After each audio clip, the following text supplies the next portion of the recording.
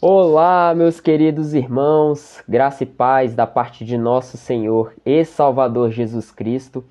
Para quem não me conhece, eu sou Daniel Coutinho, filho do evangelista Alan Patrick Rocha, e mais uma vez eu estou aqui para continuar as nossas aulas do módulo 3 de teologia. Nas aulas anteriores nós falamos acerca da história e geografia do povo hebreu. Tive alguns contratempos por questões de saúde e questões pessoais.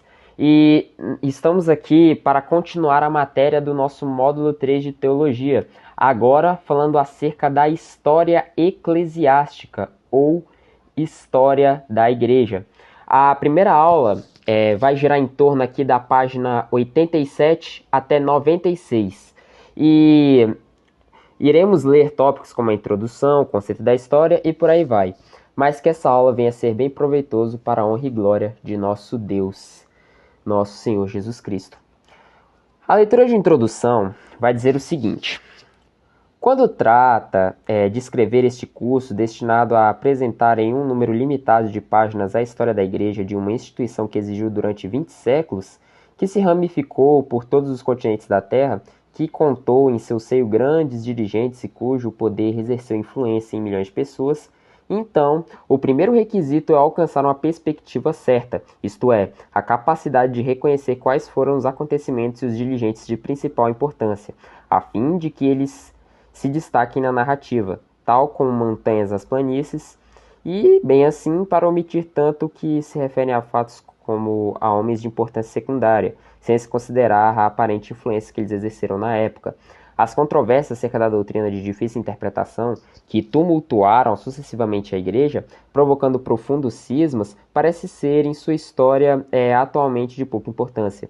Nesse caso, o curso são de interesse básico o espírito que animava a Igreja, suas tendências, as causas que conduziram a acontecimentos de importância histórica e, finalmente, a proteção e a transcendência desses acontecimentos.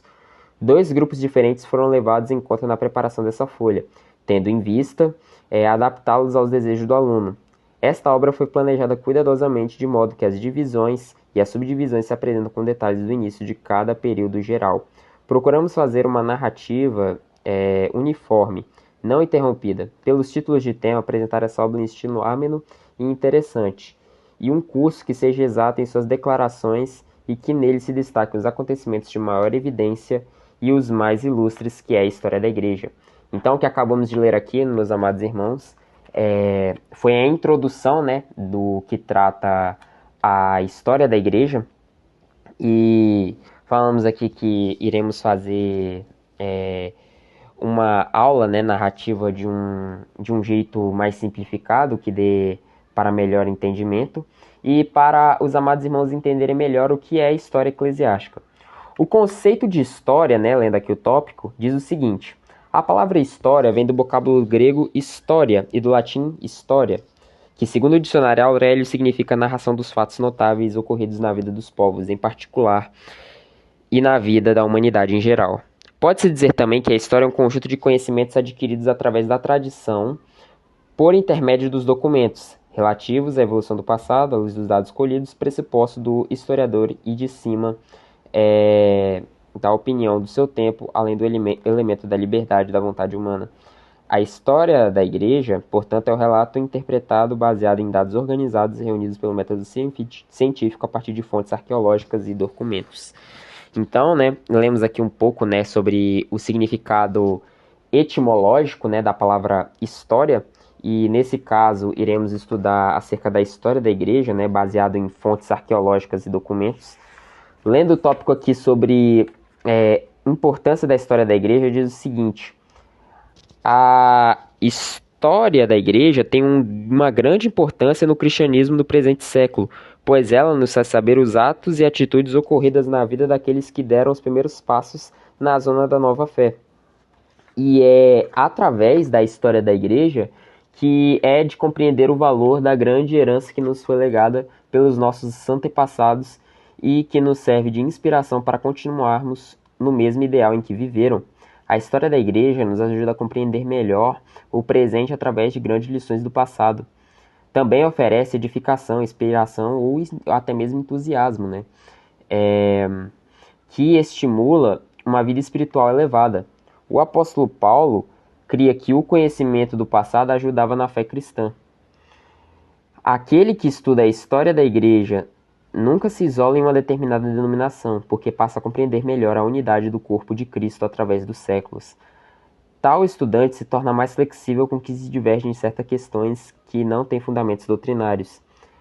É impossível entender as condições atuais da cristandade a não ser à luz da história. A falta de entendimento da história da igreja é mais generalizada do que a falta de entendimento sobre a Bíblia. Um dos principais deveres dos ministros é ensinar sua gente a história da igreja. A história da igreja nos ajuda a não cometer erros que cometem alguns dos nossos antepassados. Então, falando aqui acerca da importância da história eclesiástica, é muito importante, conforme menciona Paulo, estudar acerca dos nossos primeiros pais, né? Os pais apostólicos, a história deles, para entendermos melhor as nossas origens. O próprio apóstolo Paulo ele fala isso em Romanos capítulo 15, versículo 4, que o conhecimento do passado ajuda na vida cristã. Lendo aqui sobre o período da história da igreja, fala que a história universal é comumente dividida em 3 períodos, né? O primeiro, né, Egito, Assíria, Babilônia, Pérsia, Grécia e Roma.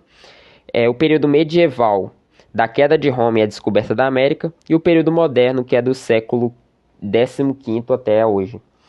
A história da igreja também é comumente dividida em 3 períodos, né?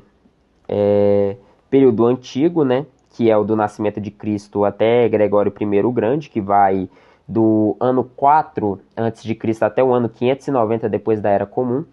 O período medieval, que é do surgimento do papado, né, até a Reforma Protestante, que vai de 590 até 1517, né? E vai até os períodos modernos, né, que vai desde a Reforma Protestante, né, no ano de 1517, até os dias de hoje.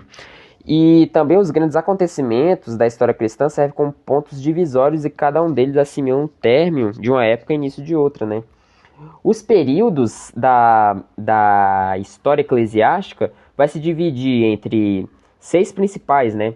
O período apostólico, né, que surgiu no ano 30 e foi até o ano 100, mais ou menos, até a morte do último apóstolo, a começar com a declaração de Cristo sobre a confissão de Pedro, né? Tu és Pedro e sobre essa pedra edificarei a minha igreja. O segundo ponto vai ser a igreja perseguida, né? Seja por heresias ou seja por perseguição mesmo do Império Romano, que vai do ano de 100 até 313. Vai ter o período da Igreja Imperial, que vai ser de 313 a 476, que vai 476 ali, que vai findar o período da Idade Antiga, né, com a queda do Império Romano. Vai gerar em torno do período também da Igreja da Idade Média, isto é, a Igreja Medieval, que vai do início da Idade Média até o fim da Idade Média, ou seja, no ano 476 depois de Cristo até 1453, né, com a queda de Constantinopla, né, pela invasão dos turcos otomanos. A Igreja Reformada, que vai de 1453 a 1648, e a Igreja Moderna, que vai de 1648 até os dias atuais, né? Lendo aqui acerca da preparação para o cristianismo, né, vai dizer o seguinte: uma das coisas que tornam o estudo da igreja uma inspiração é que esse estudo nos convence de que Deus está realmente operando na salvação do gênero humano no mundo em que vivemos. Em parte alguma, verifica esta operação divina mais claramente do que na maneira extraordinária e maravilhosa como foi o mundo antigo preparado para a vinda de Cristo Jesus. Ele veio na plenitude dos tempos, quando todas as coisas tinham sido dispostas de tal modo pela mão do Pai que a vinda do Filho obedece o pleno êxito. Podemos compreender melhor essa preparação do mundo para o advento do cristianismo, considerando, primeiramente, a contribuição dos 3 grandes povos, romanos, gregos e judeus, cada um no seu tempo pela providência divina, que criou as condições da sociedade que o cristianismo apareceu realizando em suas primeiras conquistas. Então, né, lemos aqui a preparação acerca da história do cristianismo, que vai começar ali com o nascimento de Cristo, né, vindo na plenitude dos tempos, conforme fala o apóstolo Paulo, começando com judeus, né, começando com os judeus nazarenos e se espalhando até os confins da terra, né, por assim dizer, até alcançar povos como os gregos e os romanos, né, que é um dos povos principais também para a importância da história eclesiástica. A Igreja Apostólica tem como fundador o Senhor Jesus Cristo, né? Mateus capítulo 16, versículo 18 é bem claro. O Senhor Jesus é o fundamento do que o fundador da igreja. Isso fica evidente pelo uso do templo futuro que faz em Mateus 16, 18, ao dizer, sobre esta pedra edificarei a minha igreja. Lucas destaca isso ao informar no seu evangelho. Acerca de tudo começou a fazer pelos apóstolos sob a direção do Espírito Santo.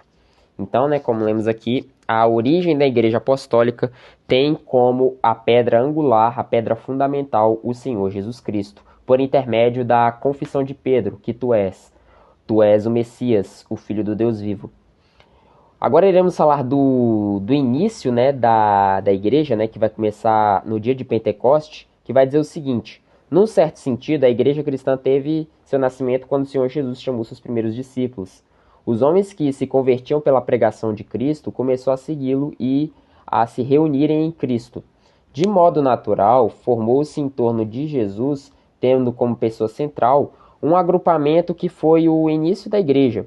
Comumente, porém, se diz que a história da igreja cristã teve o início no dia de Pentecoste, no fim da primavera do ano 30, 50 dias depois após a ressurreição do Cristo, e 10 dias depois após sua ascensão aos céus. Então lemos aqui, né, começou lá em Atos 2, né, a origem, né, a igreja de Deus nasceu em Pentecostes, né, e a partir desse momento o cristianismo começou a se expandir, né, e aí outras pessoas de outros povos, né, colocando de uma maneira partitiva os judeus e os gentios, eles passaram a se congregar em Cristo, conforme o apóstolo Paulo ele vai falar na carta aos Efésios capítulo 1, versículo 10. Falando sobre a localização, diz o seguinte: a igreja teve seu início na cidade de Jerusalém. O Senhor Jesus Cristo já tinha dito a seus discípulos que, depois de Jerusalém, conforme diz no texto de Atos 1:8, era para começar em Jerusalém e Judéia e Samaria até os confins da terra. Nos anos de sua história, as atividades da igreja limitaram-se a Jerusalém e arredores. As sedes gerais da igreja daquela época eram o cenáculo, no Monte Sião, e no Pórtico de Salomão, no templo. Falando acerca dos membros da igreja, diz o seguinte: todos os membros da igreja que surgiu em Pentecostes, né, a igreja, por assim dizer, pentecostal, eles eram judeus. Tanto quanto podemos perceber, nenhum dos seus membros, bem como nenhum dos integrantes da Companhia Apostólica, a princípio, podia crer que os gentios fossem admitidos como membros da igreja. Quando muitos admitiam que o mundo genitor, os povos que eram judeus, se tornara judeu para aceitar depois de Cristo. Os judeus da época dividiam em 3 classes e as 3 estavam representadas na igreja de Jerusalém, né? Iremos falar dessas aqui agora. Primeira delas é os hebreus, né, que eram aqueles que os antepassados, né, os pais deles, né, eles haviam habitado na Palestina durante várias regiões e gerações. Eles eram verdadeiramente israelitas. Os judeus gregos, né, popularmente conhecidos como os helenistas, né, que eles eram descendentes dos judeus que surgiram na diáspora, né, dos judeus que estavam dispersos ali da região da Palestina.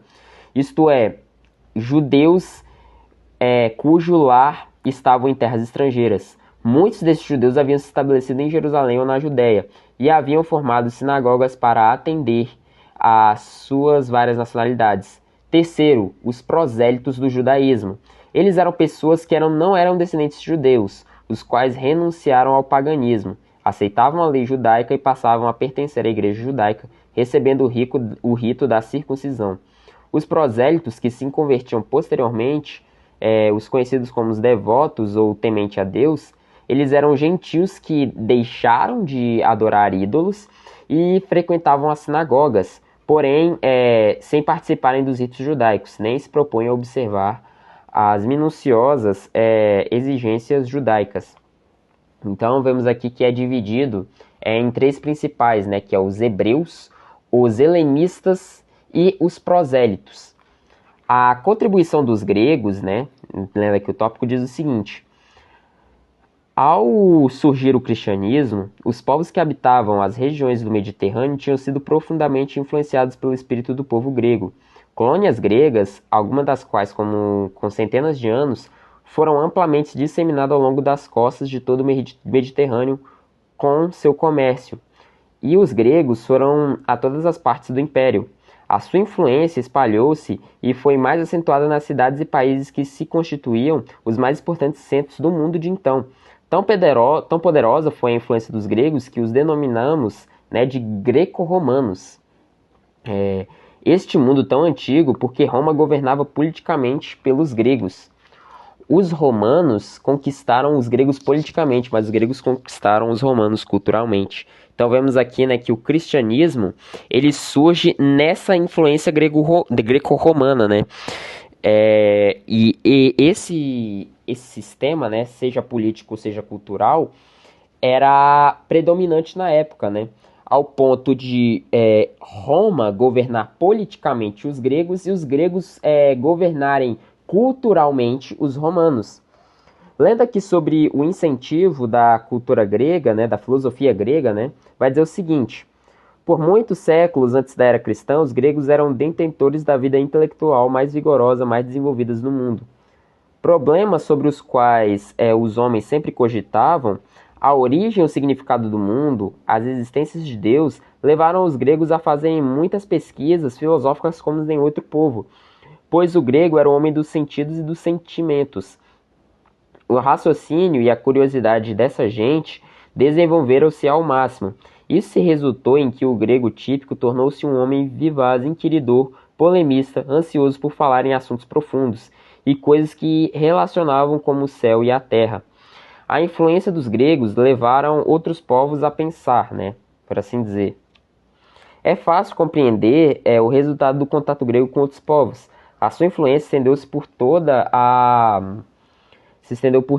parte, né? Aprofundando o pensamento dos homens nessa ideia e pesquisas que se relacionam com os problemas da vida. Esse tipo de curiosidade intelectual e essa prontidão de raciocínio prevaleciam nos centros principais do mundo greco-romano, lugares esses que depois foram alcançados pelos primeiros missionários com a pregação do evangelho. Assim, os povos desses lugares estavam mais dispostos a receber a religião do que se fosse a influência dos gregos. Então vemos aqui, né, que o incentivo da filosofia grega se dá no fato que os gregos se procuravam muito em saber o significado da vida, a origem do mundo, a existência de Deus, ao ponto deles fazerem pesquisas mais aprofundadas no que tange a esse assunto, né? E isso influenciou o cristianismo mais posteriormente, queremos falar, né, mais na frente, né? Lendo aqui sobre a língua universal, né, fala que ao espalhar, né, a língua universal, eles fizeram uma outra contribuição muito importante ao preparo do mundo para a vinda do cristianismo, né, disseminando em que seria pregado a língua, né, o gênero humano pela primeira vez. O evangelho universal precisava de uma língua universal para impacto real sobre o mundo. E esse idioma, né, assim como a gente tem hoje, né, o idioma predominante, né, que é o inglês, naquela época era o grego koiné, né, que era popular em todas as áreas do Império Romano, né? E foi no grego koiné que se há os manuscritos mais antigos do Novo Testamento, né? E desse modo a religião universal encontrou o conhecimento de Deus e foi providenciado por Deus pelo idioma grego, idioma, né, que para os judeus eram considerados não lá muito puro. Falando aqui sobre a contribuição dos judeus para a história do cristianismo, vai dizer o seguinte: os hebreus ou os judeus constituíam-se um povo divinamente indicado pelos mordomos da verdadeira religião. A missão deles foi receber de Deus uma revelação especial a respeito do próprio Deus e de sua vontade. Assenhorearam-se desse ensino divino à proporção que iam recebendo numa revelação progressiva, preservando-se tais ensinos na sua pureza e integridade, de modo que na plenitude